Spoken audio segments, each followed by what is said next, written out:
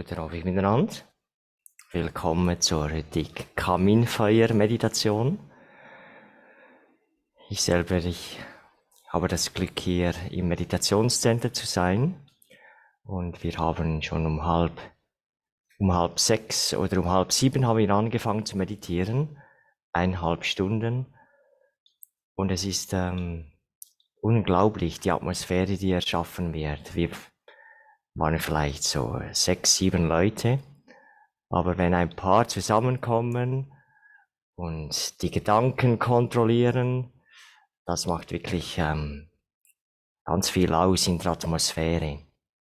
Und die Atmosphäre dann, die trägt an einem.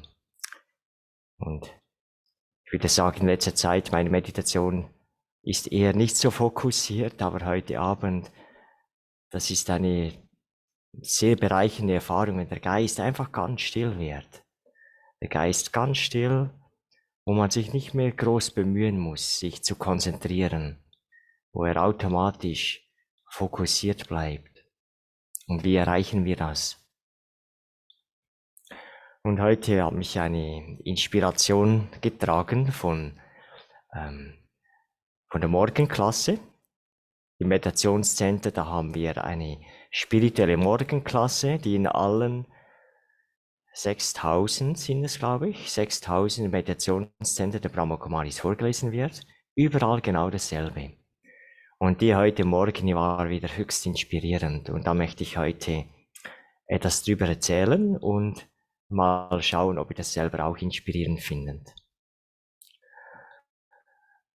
So, wenn wir unseren Alltag anschauen, da gibt es immer, wenn wir von kleinen Problemen sprechen, dann meine ich damit kleine Probleme. Hallo Romy. Dann meine ich damit, dass wir mal unseren Frieden verlieren oder die Stimmung geht runter oder wir haben vielleicht ein bisschen Spannung in einer Beziehung oder man hat einfach keine Lust, zum Beispiel man muss in die Arbeit gehen und man hat vielleicht fast ein bisschen Angst vor dem, was bevorsteht, all diese kleinen Probleme. Und wie wäre das, wenn all diese Probleme mit der einen und derselben Methode gelöst werden können? Weil eigentlich können wir sagen, dass diese Probleme, die stammen daher, dass wir unsere Gedanken nicht richtig einsetzen. Also dieses Gefühl, keinen inneren Frieden zu haben oder dieses Gefühl, keinen Enthusiasmus zu haben, was auch immer. Das ist eigentlich das Resultat von unserem eigenen Gedanken. Und wenn wir es schaffen, die Gedanken zu ändern, dann schaffen wir automatisch auch eine andere Erfahrung in uns. Und wenn wir uns überlegen, was die wahre Natur ist von uns Seelen in diesen Körpern, menschlichen Körpern, die wahre Natur der Seele ist eigentlich ein gebendes Wesen. Konstant, konstant. So wie ein Wasserhahn zum Beispiel. Das Wasser fließt nur in eine Richtung, nie in eine andere Richtung. Der nimmt nie Wasser auf, sondern der gibt immer Wasser, gibt konstant. Oder ein Brunnen. Und genauso die Seele ist eigentlich ein gebendes Wesen, konstant. Und dann, wenn wir in einer anderen Erfahrung sind, wenn es uns nicht so gut geht oder nicht motiviert sind, keine Kraft erfahren, dann können wir sagen, dass ich neben meiner Natur bin. Ich lebe dann nicht meine Natur, das, was ich eigentlich bin. Und so, wie kommen wir in diese gebende Natur? Wenn wir uns vorstellen, wenn wir den ganzen Tag jetzt, es soll ja eine Wochenvorbereitung sein, wenn wir die ganze nächste Woche immer in dieser gebenden Haltung wären, stellt euch mal vor, was ihr vorhabt am Montag, Dienstag, könnt ihr ein bisschen mal vorausdenken, was erwartet euch diese Woche? Was müsst ihr alles erledigen? Welche Leute werdet ihr treffen? Ich habe gedacht, eigentlich könnte man zuerst mal sich 2, 3 Minuten Zeit nehmen und mal sich einfach aufschreiben, diese Woche, was steht mir alles bevor? Einige machen Wochenpläne, die haben das sowieso. Aber auch welche Leute treffe ich? Und wenn ihr euch jetzt vorstellt, all das, was euch bevorsteht, wenn ihr konstant in einer gebenden Haltung wärt, wenn ihr keine Erwartungen habt, wie sich jemand verhalten soll, was passieren soll, wie man euch achten soll, oder man sollte anständig zu mir sein, oder all das wäre einfach nicht da. Sondern gehe nur in die Beziehungen, um etwas zu geben. Und ich glaube, wir können das ausprobieren. Also ich nehme es wirklich vor. Ich möchte das ausprobieren. Wir werden ein ganz anderes Lebensgefühl haben. Und ich habe das gerade jetzt versucht in einer Stunde Meditation. Wie ist das, wenn ich mal diese Meditation, als ob die Meditation nicht für mich wäre, sondern für andere? Und da habe ich jetzt versucht, mal mich hinzusetzen und dann mit den Gedanken zu geben. Und ich habe gesehen, wie am Anfang, da waren keine Gefühle dabei oder der Geist ist instabil, aber mehr und mehr kommt man in diese Konzentriertheit, in die Stabilität des Geistes und auch die Gefühle, die werden langsam geweckt. Und das war das Resultat von einer Stunde. Aber wenn ich jetzt mal eine ganze Woche das machen würde, so in dieser Morgenklasse, da hat es geheißen, wenn ihr das macht, wenn ihr zu Spenden werdet, unbegrenzte Spender, dann werden alle anderen kleinen Probleme werden automatisch davonfliegen. Und wenn man sich überlegt, ist eigentlich logisch, weil meine Gedanken sind dann konstant mit etwas Positivem beschäftigt. Und der Geist ist nicht frei, um irgendetwas zu kritisieren, um etwas zu bemängeln. Und weil diese Gedanken da nicht auftauchen, geht es mir eben gut. Und die Methode, die heute aufgezeigt wurde, war, ein unbegrenzter Spender zu sein. Unbegrenzt heißt nicht nur denjenigen etwas geben, die um mich herum sind, die ich kenne, mit denen ich direkt in Kontakt komme, sondern der ganzen Welt. Das wäre eigentlich unbegrenzt. Und wir können jetzt mal eine kurze Übung machen. Es gibt sicher viele verschiedene Arten, wie wir das machen könnten. Aber etwas finde ich, eine Übung finde ich ganz besonders hilfreich. Wie kann ich alles mal loslassen mit meinem Verstand? Weil das ist ja häufig das, was mich daran hindert. Ich kann einfach gar nicht loslassen.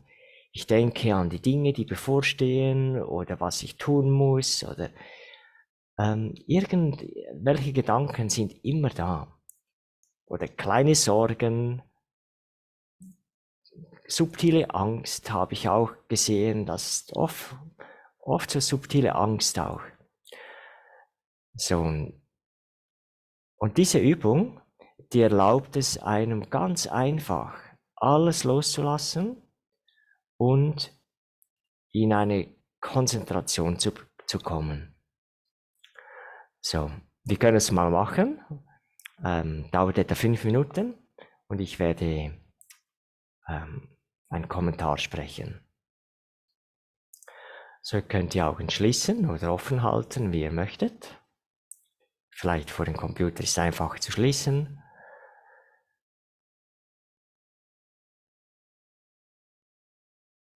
Lasst euren Atem ganz ruhig und tief fließen.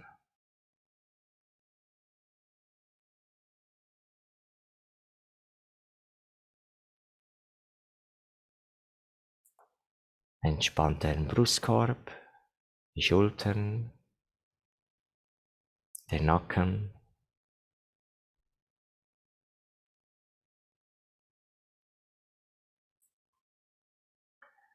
So, und stellt euch vor, wie eigentlich die ganze Welt sich nach Ruhe sehnt. Ein Moment der Ruhe, ein Moment der Gelassenheit. Und diesen Moment der Ruhe wollen wir jetzt der Welt gönnen. Mit der Kraft der Gedanken. Bewege dich weit weg von der Erde. Weit weg.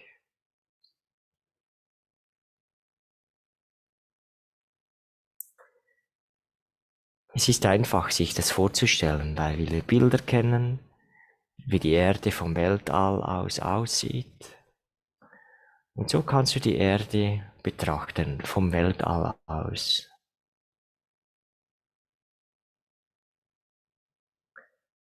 Schau, wie sie sich ganz langsam und leise um die eigene Achse dreht.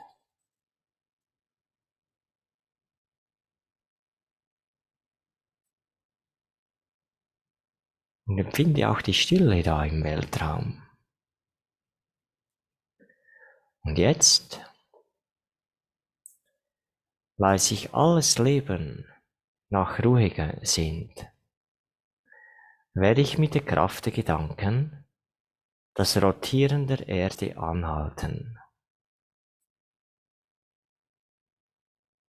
Und das mache ich jetzt.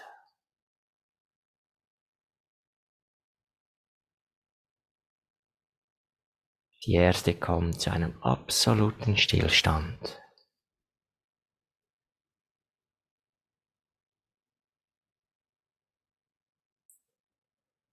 Und alles Leben darauf, jedes Geschöpf, kommt zu einem absoluten Stillstand.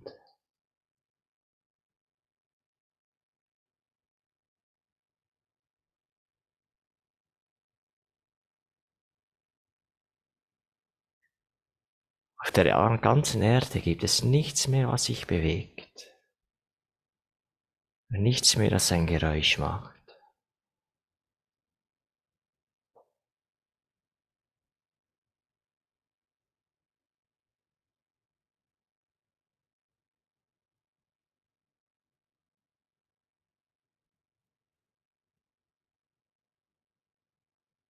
Halte noch einmal eine Minute das Rotieren der Erde an.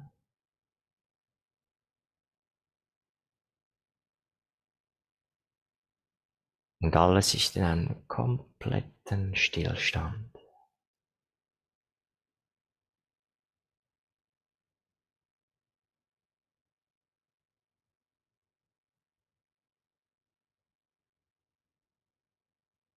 Ich genieße selber diese Ruhe da draußen im Weltall.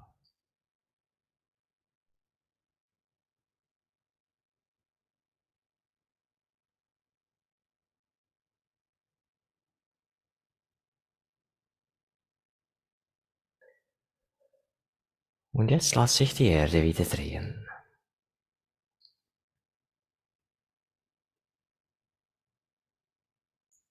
Dann könnt ihr die Augen öffnen.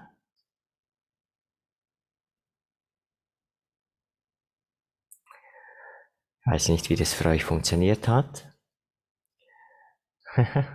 Für mich ist es, weil der Verstand hat etwas zu tun.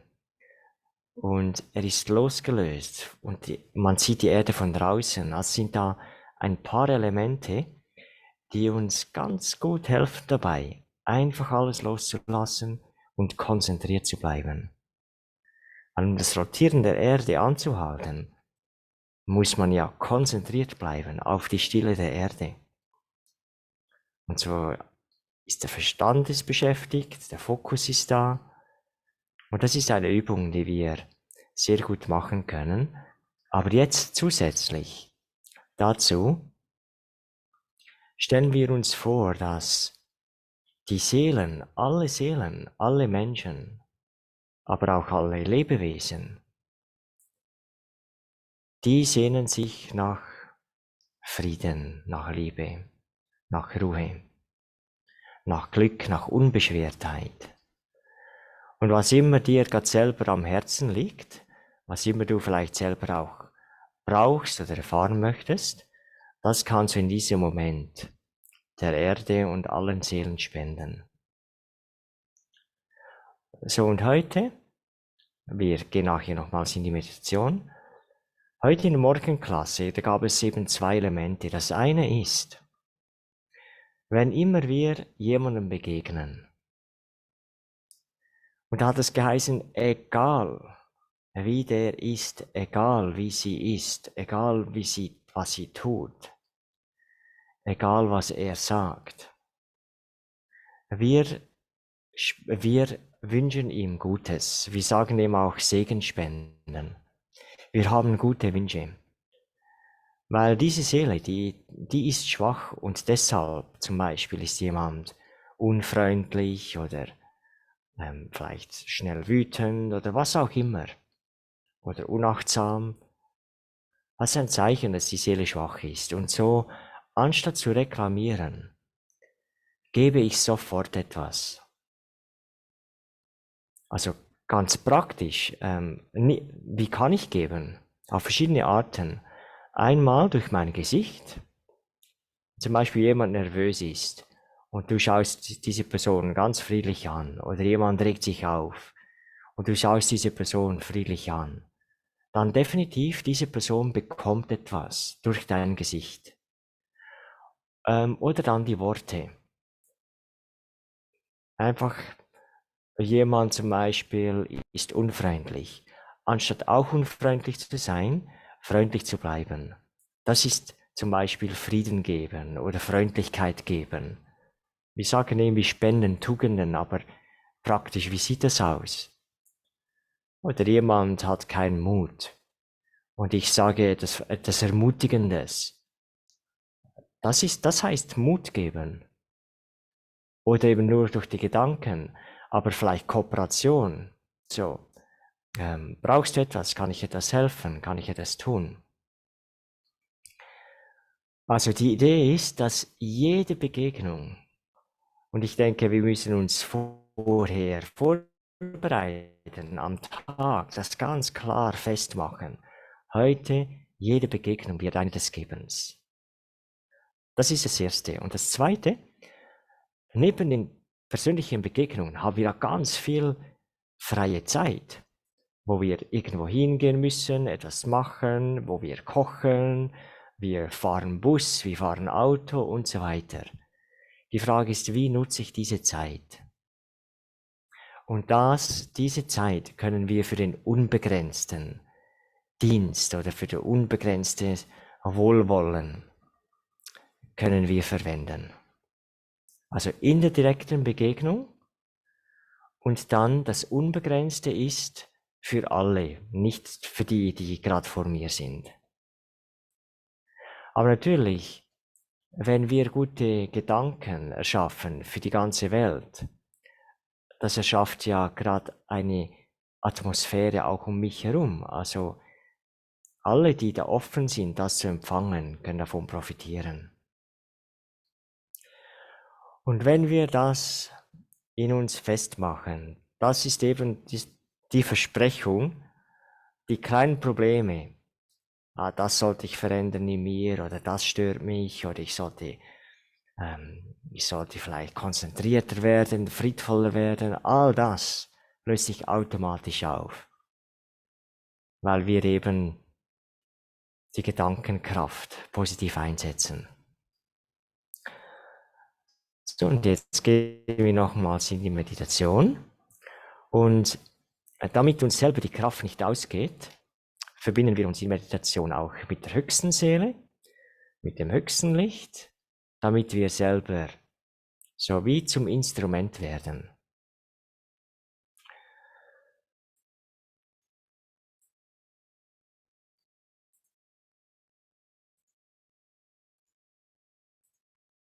Ich spiele etwas Musik ab. Ich hoffe, ich treffe die Lautstärke einigermaßen.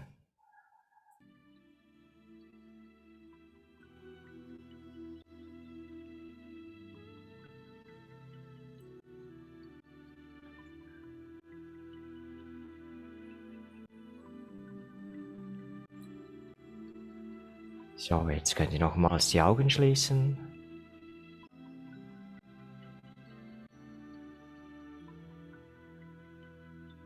Lass den Atem ruhig fließen.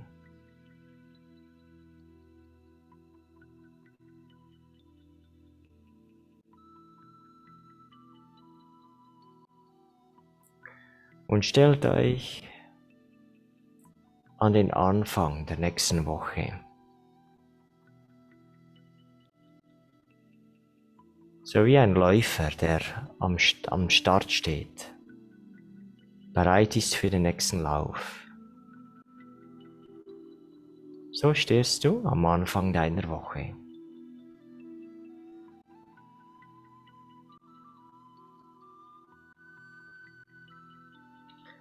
Und du schaust in die Woche hinein.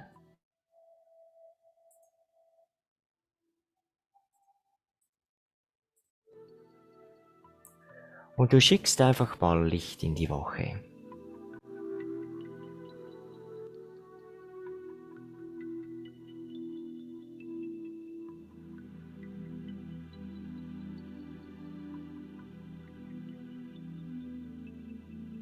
Und stell dir vor, wie das Licht, das du in deine Woche hineinschickst, wie das jeden Schatten vertreibt, jedes Problem löst. Schon bevor du die Woche anfängst.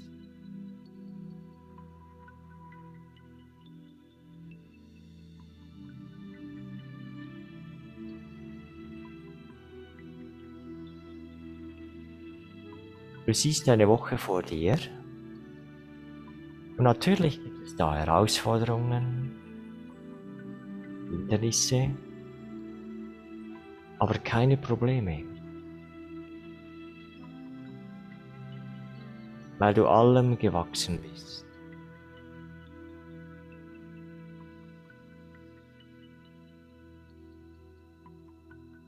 Weil du so viel innere Stärke hast, dass du jedes Problem problemlos überwinden kannst.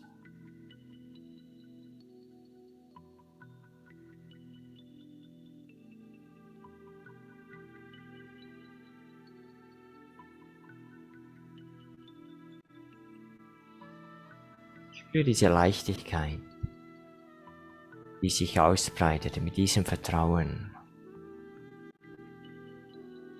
dass alles nicht nur gut, sondern großartig gehen wird.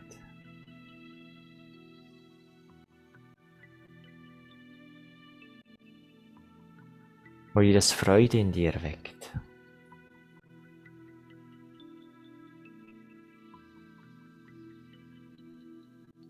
Und jetzt nehme ich mir vor, dass jede Begegnung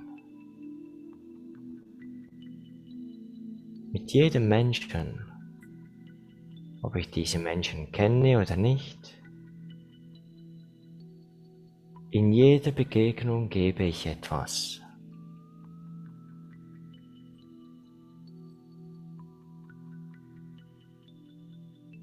Ich gebe durch meine Gedanken positive Wünsche, lichtvolle Segen, gebe durch meine Worte Ermutigung, Zustimmung.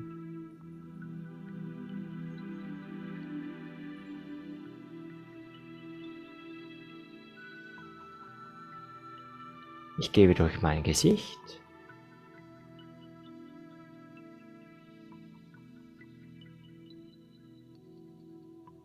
mit einem Lächeln kann ich jemandem bestätigen. Mit einem Lächeln kann mich jemanden ermuntern.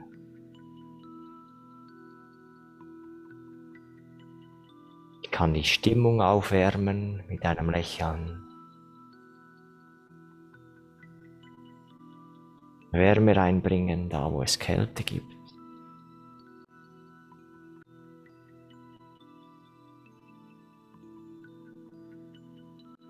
Ich gebe mit meinen Handeln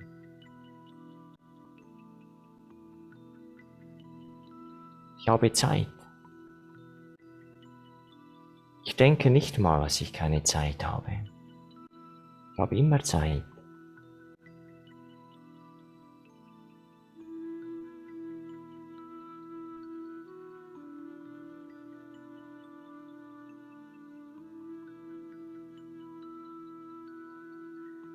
Und jetzt mit der Kraft der Gedanken bewege ich mich wieder weg von der Erde.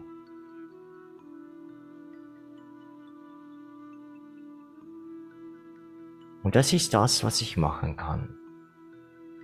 Immer dann, wenn ich frei bin. Immer dann, wenn ich nicht zu viel denken muss.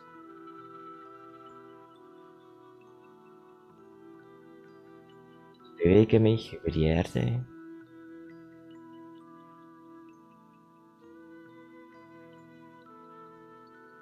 Und ich stelle mir die höchste Seele als ein lebendiger Scheinwerfer, als eine lebendige Sonne.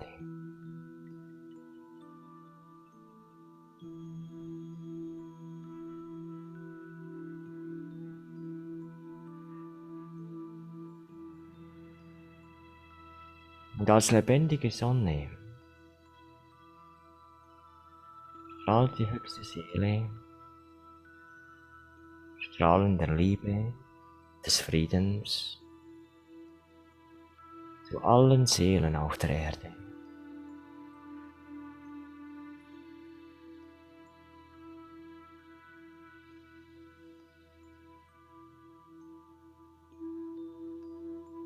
Wenn du willst, kannst du insbesondere an Seelen denken, in Kriegsgebieten, Katastrophengebieten.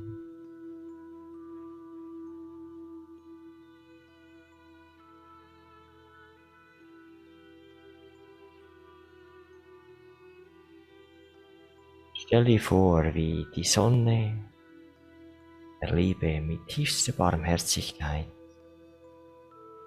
all diesen Seelen Licht gibt.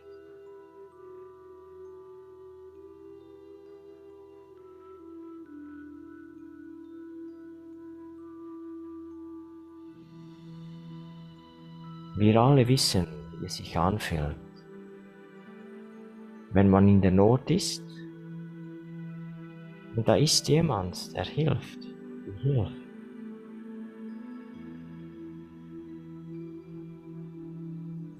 Wie unglaublich dankbar man ist.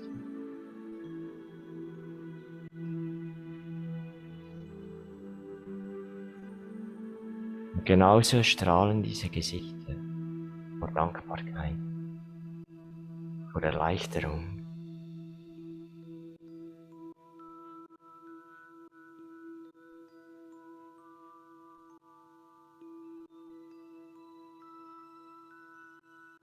Dass hier plötzlich eine Energie kommt, die ihnen Mut gibt und Kraft,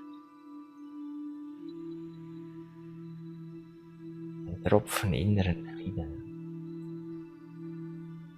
Ist unendlich viel wert in einer Zeit der Friedlosigkeit.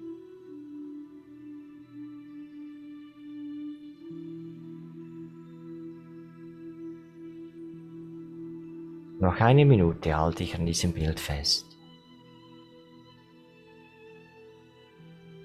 Wie die göttliche höchste Seele allen Seelen auf der Erde sein heilendes Licht schenkt,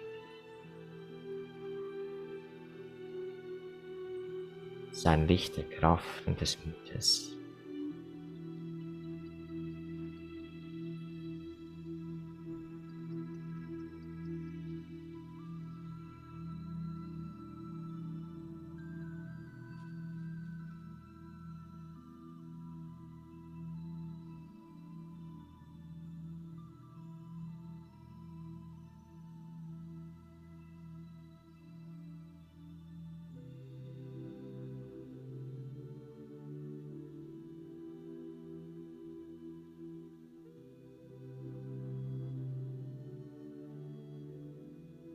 Om Shanti.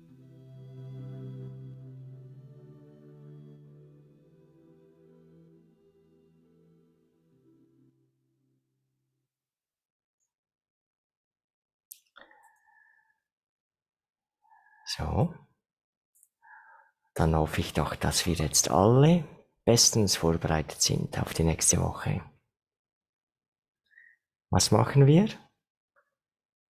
In jeder Begegnung mit irgendjemandem, dieser Mensch soll nicht mit leeren Händen von uns weggehen, sondern irgendwie etwas können wir geben. Das ist das eine. Und das zweite, wann immer der Geist einen Moment frei ist, wenn ich nicht zu viel studieren muss, wenn ich nicht hirnen muss, wie wir sagen, dann bewege ich mich weg von der Erde und gebe ihr dieses Licht zusammen mit der höchsten Seele. Okay, danke fürs Dabeisein. Allen einen schönen Abend. Bis zum nächsten Mal. Om Shanti.